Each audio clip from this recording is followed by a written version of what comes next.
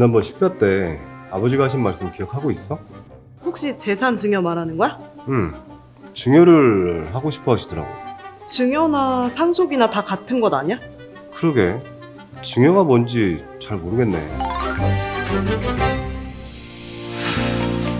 여러분은 증여에 대해서 얼마나 알고 계신가요? 오늘은 증여에 대한 아주 상식적인 세금과 보험에 대한 이야기를 다양한 질문과 함께 풀어보는 시간을 가지도록 하겠습니다.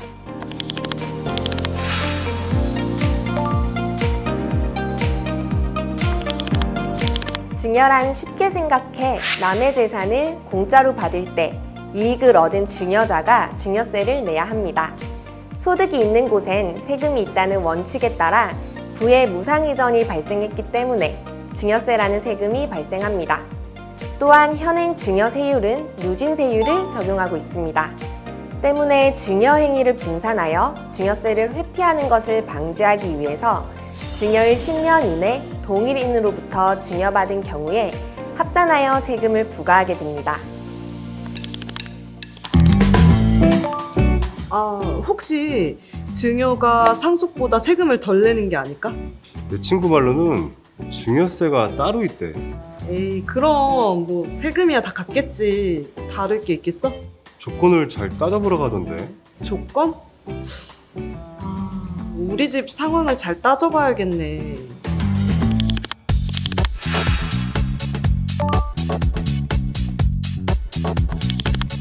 증여로 인해 발생하게 되는 세금을 줄일 수 없는지 궁금하실 텐데요.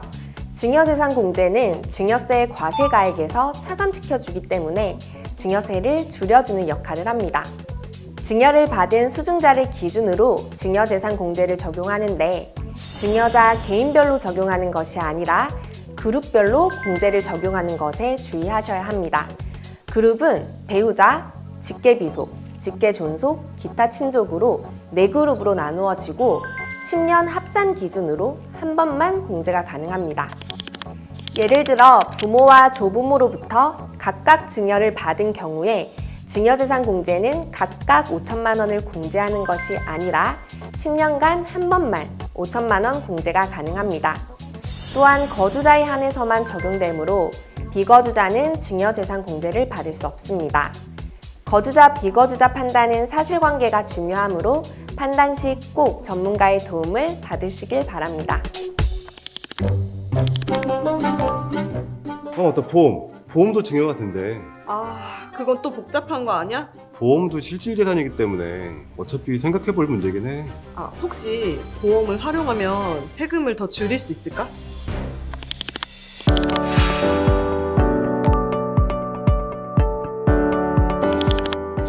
단순히 현금이나 부동산 같은 재산 이외에도 보험금 역시 증여가 가능한데요. 보험금을 증여받았다면 언제 세금을 내야 할지도 궁금하실 겁니다. 보험 상품은 다른 금융 상품에 비해 장기 금융 상품이다 보니 증여 시기나 과세 방식이 다른 금융 재산과 차이가 있습니다. 첫째, 보험금에 대한 증여 시점은 상속증여세법 제34조에 의해 보험사고가 발생한 날을 증여일로 하고 있습니다. 즉, 타인이 보험료를 납부한 날 증여세가 발생하는 것이 아니라 보험금을 수령하는 시점에 증여세가 발생합니다. 둘째, 보험금의 증여재산가액은 보험금 수령인이 아닌 자가 납부한 보험료 비율에 따라 증여재산으로 봅니다. 예를 들어 계약자와 수익자를 자녀로 하여 10년 납으로 월 100만 원의 연금보험을 가입하였는데 이 중 절반은 부모가 부담하였고 나머지 절반은 자녀가 부담을 하였다면 증여 시기는 언제가 될까요? 보험료를 납부한 날이 아닌 연금을 수령할 때 증여세가 발생하고 이때 증여재산가액은 만기 보험금의 50%가 증여재산가액이 됩니다.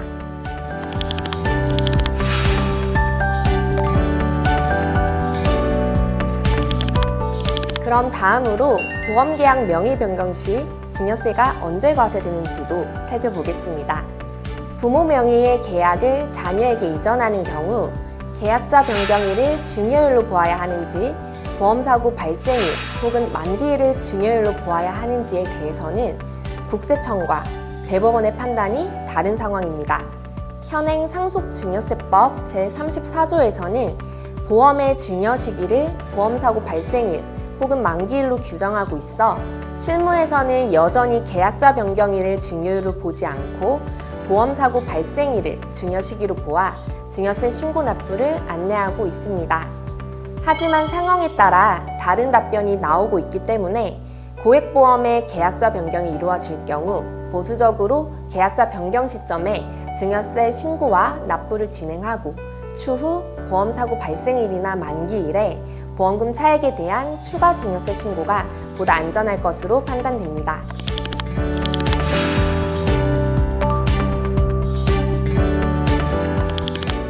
그럼 보험 계약 전에 증여받은 현금으로 자녀가 보험료를 납부하게 되면 증여세는 어떻게 될까요? 국세청은 보험 계약 전 증여받은 재산으로 보험을 계약하고 향후 사고나 만기에 불입한 보험료를 초과해 수령하는 보험금에는 경제적 실질에 따라 다시 증여세를 과세한다는 입장입니다. 즉, 보험료 납입을 위해 자녀에게 별도로 현금을 증여한다고 하더라도 현금에는 현금대로 증여세가 발생하고 추후 보험금 수령 시 보험금과 납입보험료 차액에 대해서도 추가적인 증여세가 발생한다고 보시면 됩니다. 따라서 보험 수령 시점에 증여세가 가세되지 않기 위해서는 계약자와 수익자를 일치시켜야 하며 증여한 재산이 아닌 자녀의 소득으로 보험에 가입을 해야 합니다. 장애인 보험 확실히 비과세 적용이 되는 것 같던데? 진짜? 그럼 장애인 보험이 있다면 당연히 증여를 해야 되는 거 아니야? 그럼 한번 알아볼까?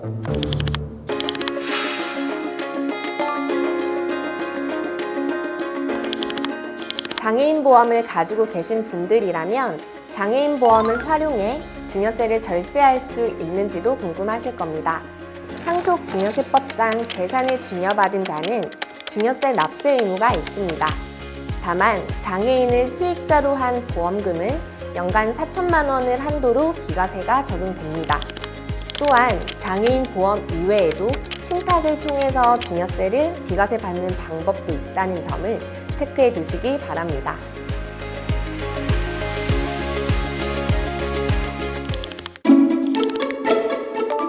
우리 나이대 정도 되면 다들 증여나 상속에 대해서 고민이 많을 것 같아. 세금이 있으니까 섣불리 결정하기 힘든 것 같아.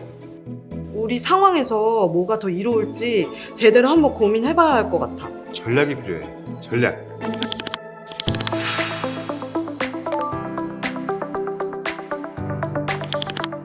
상속은 돌아가신 분의 전 재산을 합산하여 누진과세가 적용이 되고 증여는 증여받은 재산에 대해서 수증자별로 과세가 되기 때문에 세부담을 재산별, 수증자별로 분산할 수 있다는 점에서 일반적으로 상속보다는 증여가 유리하다고 판단합니다.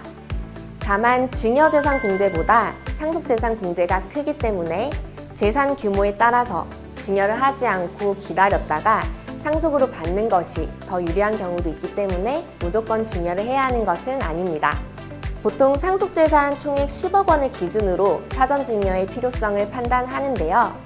사망 개시일 기준 상속재산이 10억 원 이하라면 배우자가 생존해 있을 경우 납부할 상속세가 없기 때문에 사전증여를 굳이 해서 증여세 부담을 하지 않아도 됩니다. 10억 원을 초과한다면 상속세가 발생하기 때문에 적절히 사전증여를 통해 세부담을 분산하는 절세 전략이 필요합니다. 아주 상식적인 세금과 보험에 관한 이야기. 오늘은 증여에 대한 다양한 질문을 함께 살펴보고 관련 법규와 사례, 예규 등을 통해 알아보는 시간을 가졌습니다. 증여에 대한 여러분의 궁금증이 조금이나마 해소가 됐길 바랍니다. 지금까지 KDB생명 FA연구소의 박진희 세무사였습니다. 시청해주셔서 감사합니다.